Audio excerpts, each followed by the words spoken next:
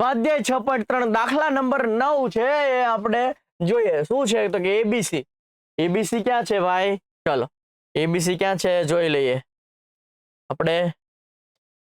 આ છે એબીસી આ ત્રિકોણ અને બીજું છે એએમપી એએમપી કયો છે ભાઈ એએમપી આ રહ્યું થઈ ગયું જો આ ખૂણો એ છે ને બંનેમાં આવે છે આ ખૂણો એ જે છે આ બંને ત્રિકોણમાં ખૂણો એ આવે છે એટલે અહીંયા આવું લખી નાખું ખૂણો એ બરાબર ખૂણો એ સામાન્ય લખી શકું ખૂણો એ બરાબર શું છે ખૂણો એ આ જે ખૂણો એ છે એ આ ત્રિકોણમાં પણ આવે છે અને આ ત્રિકોણમાં પણ આવે છે જે સામાન્ય છે કોમન છે સરખો છે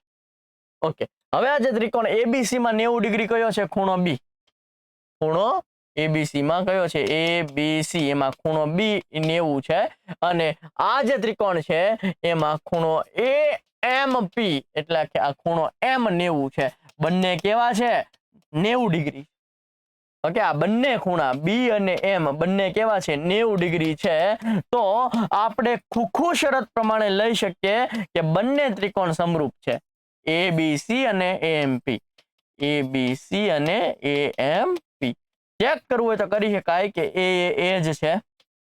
બી એ સી છે ખૂણો હોય ને ત્યારે વચ્ચેનું જોવાનું બી એ શું છે એમ છે અને વધેલા ખૂણા આપણે લખી નાખીએ તો ખુખુ શરત પ્રમાણે કેવું થઈ ગયું સમરૂપ થઈ ગયું ઓકે સમરૂપ થઈ ગયું તો સમરૂપ થઈ જાય તો સમરૂપમાં અનુરૂપ બાજુઓના ગુણોત્તર સમપ્રમાણમાં હોય જો બંને ત્રિકોણ સમરૂપ હોય તો ઈ બંને સમરૂપ ત્રિકોણની બાજુઓના ગુણોત્તર જે છે એ સમપ્રમાણમાં હોય તો એના ઉપરથી આપણે લખી શકીએ કે CA ના છેદમાં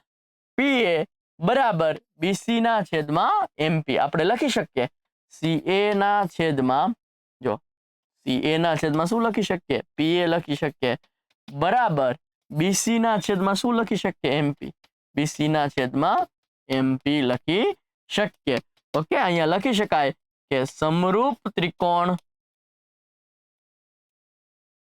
ની અનુરૂપ બાજુઓના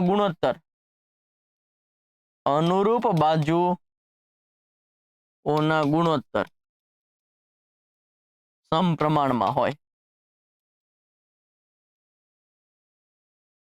આપણે કેટલું લખી શકીએ AB ના છેદમાં AM બરાબર BC ના છેદમાં MP બરાબર AC ના છેદમાં AP આ આપણે લખી શકીએ જો આ બંને ત્રિકોણ સમરૂપ હોય તો એમાંથી આપણે જેટલાની જરૂર હોય એટલા લખ્યું આના છેદમાં આ બરાબર આના છેદમાં આ આપણે એ તો સાબિત કરવાનું હતું બીજું ઓકે